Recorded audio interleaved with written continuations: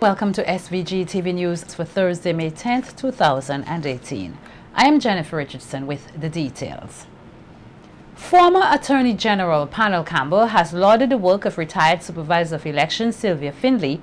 Speaking on his televised program, The Law New, on Monday, the Queen's Counsel, who said despite the controversy surrounding the retired Supervisor of Elections regarding the 2015 elections results, Findlay operated with integrity. Say thank you to Mrs. Sylvia Findlay Scrub, retiring Supervisor of Elections. Mrs. Scrub's tenure of office has been marked by controversy, some of which is still going through the court, but from my own personal experience, the lady has served with great distinction, with great honor and integrity. I've known Mrs. Findlay Scrub long before she became Supervisor of Elections.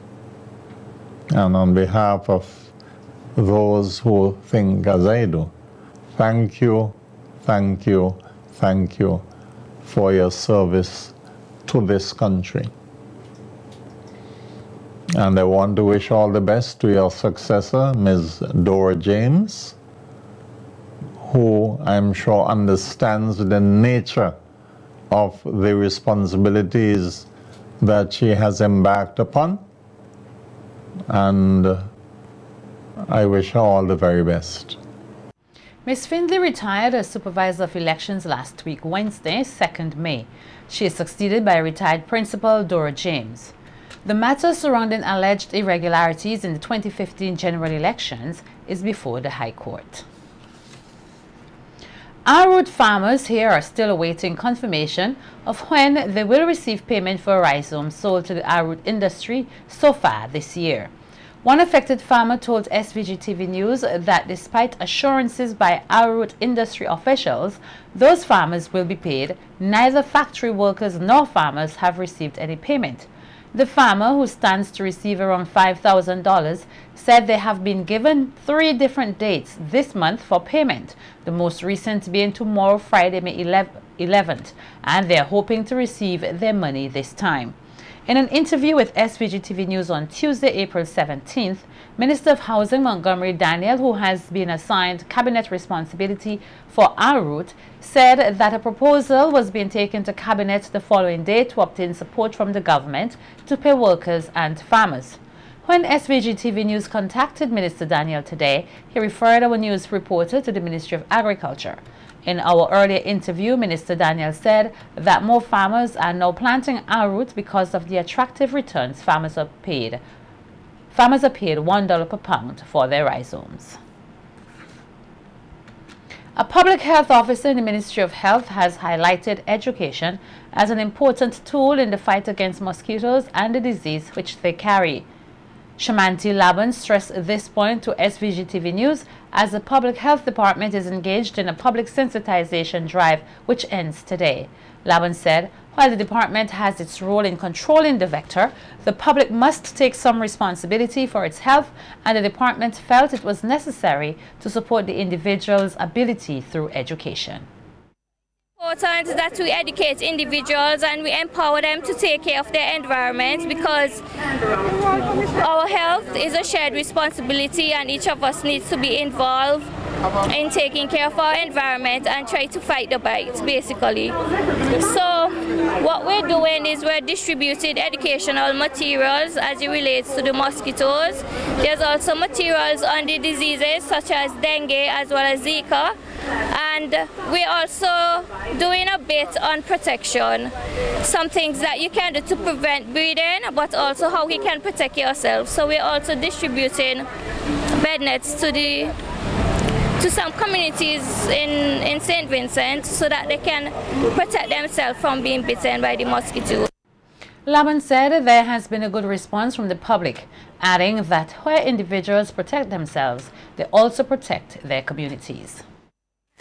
Additionally, we're having educational activities on the island of Union Island, So we have someone going into a couple of the preschools down there, and they'll be having an educational session as well on mosquitoes.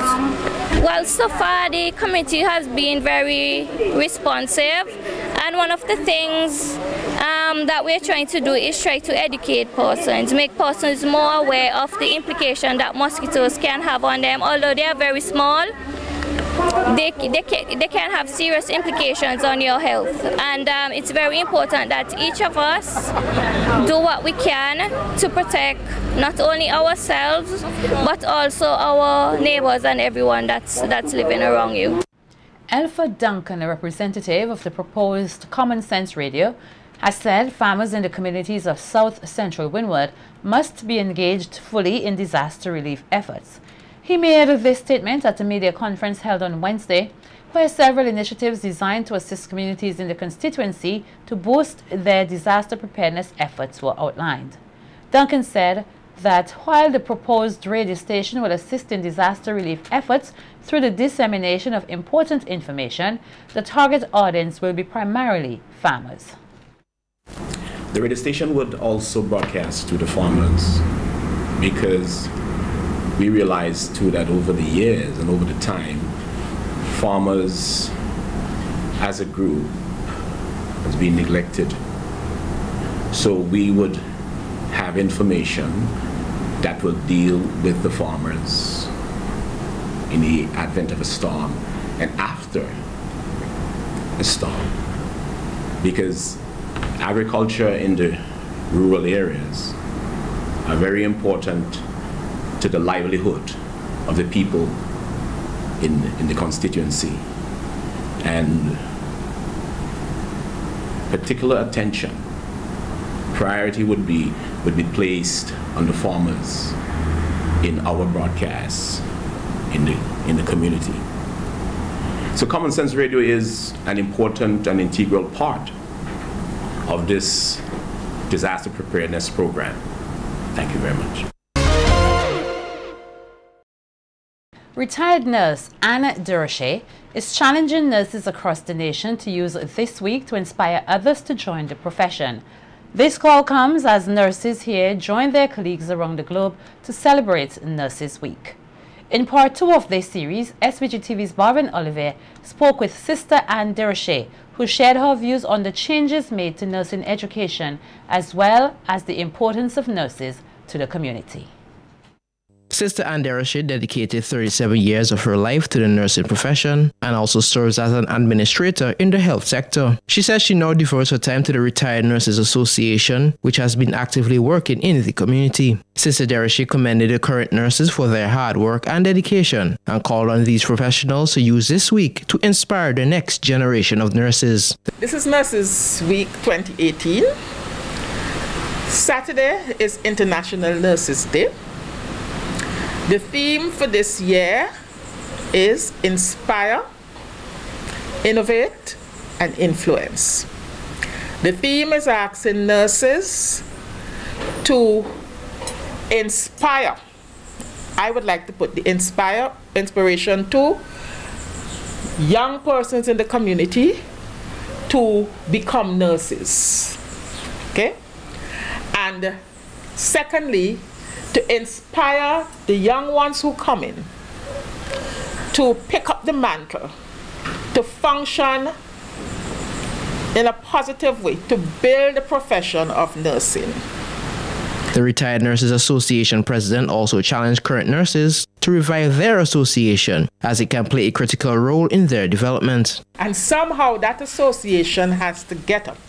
Nurses have to get up and get their association to function, because associations are what help to lead, inspire, monitor standards, promote the image of nursing, and that is lacking right now.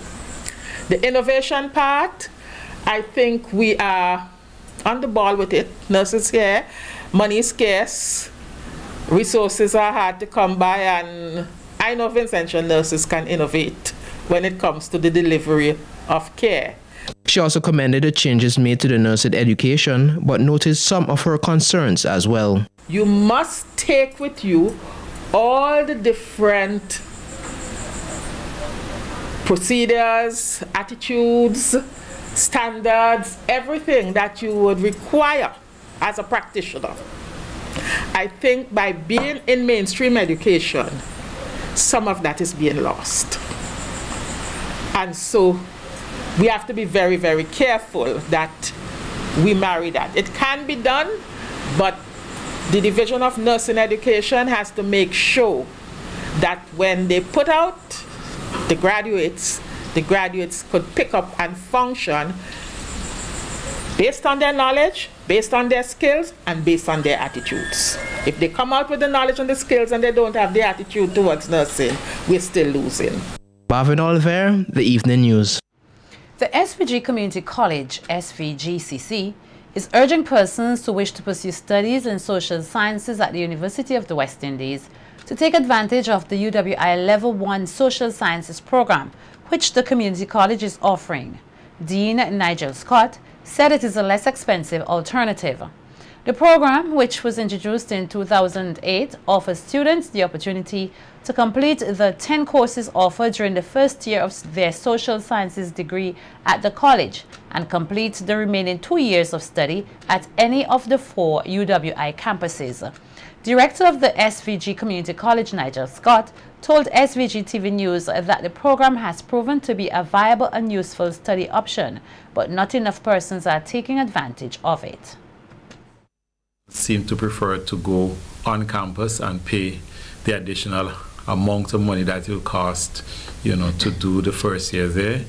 But it really is a viable and useful option. Persons with the relevant CAPE certifications or associate degree in business studies should and want to do a degree in accounting or economics or management or any of those areas should take advantage of this. It's an online application.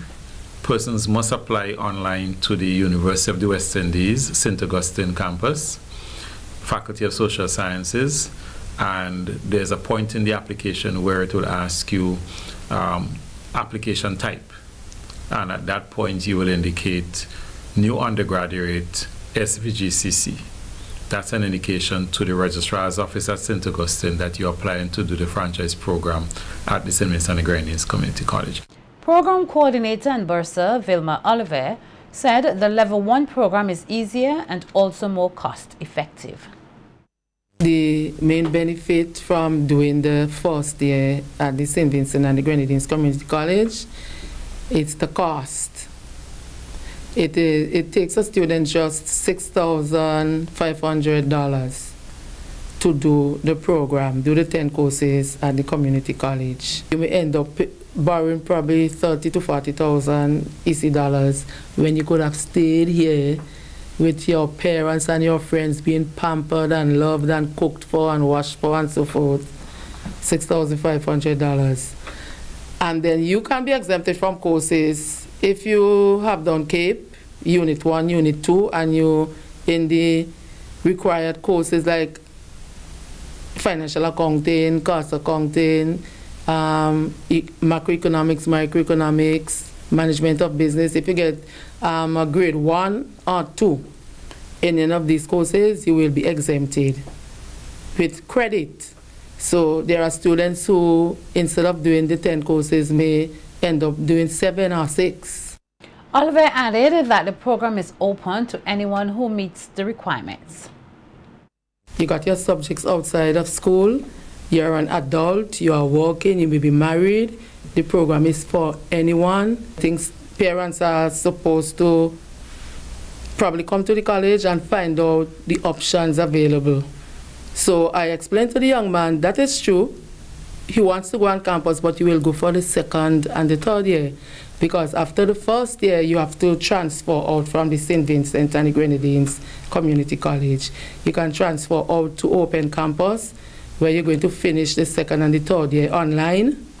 Or you can transfer out to KFIL, to Mona, or we prefer you to go to St. Augustine, seeing that they are the ones who are franchising the program with us. Parents, listen carefully.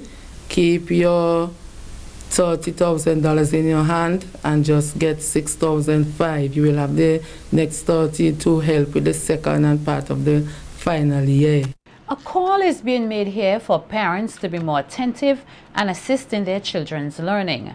This plea was made by Member of Parliament for South Central Windward, Sabota Caesar, as he spoke at the opening of the South Rivers Early Childhood Development Center on Tuesday. Caesar said that while the newly opened facility was a magnificent structure, it was necessary for parents to spend more time with their children to enhance their learning. I just want to encourage the parents, though, that the facility alone will not create the success that we need. That is just one step. You could have the best facility in the world if we don't spend the time with our children at home, if we don't make sure that Peppa Pig is not their only friend, and Paw Patrols. And I have a 4-year-old, so I know sometimes the tablet is now a very jealous master. But we have to be very strong as parents. And we have to continue, as the Bible says, to train up the children in the way that they should grow, so that when they get older, they would not depart. Endorsing the necessity to have sound parent-child relationships, Permanent Secretary in the Ministry of Education, Maureen Williams, also advised teachers to develop good rapport with parents to ensure that they communicate the needs of their students. Teachers, parents, early childhood educators. Early childhood education is an investment in our country's future workforce and capacity to thrive economically. Teachers, remember that developing a warm, supportive relationship with parents is always important in early childhood education programs. Additionally, the benefits are known to encourage greater social equity, increase the efficacy of other investments, and address the needs of mothers even while helping their children. Increasingly, mothers are employed away from home, and with so many households headed by women, safe childcare has become an imperative. Prime Minister Dr. Ralph Gonsalves also emphasized the need to ensure that children get suitable support at home. PM Gonsalves questioned whether some TV shows should be viewed by youngsters as they could affect their behavior. I don't know there if you're going to deal with Peppa Pig. I hear Sabi talk about Peppa Pig. The world has changed. The only Peppa Pig I knew when I was a boy is when he roast a pig and put the pepper on it. That's the only pig I know about. But even when we use Peppa Pig and other things, we have to look at the value of those programs. But we have to look and see whether Peppa Pig want to make your child talk back to you, answer you back, not as obedient as they should be. You have to watch all of that. And they tell me too about Karu. So that the point is this: we have to use the technology, but we have to supervise the children well with the technology, both at school and also at work. And that is very important.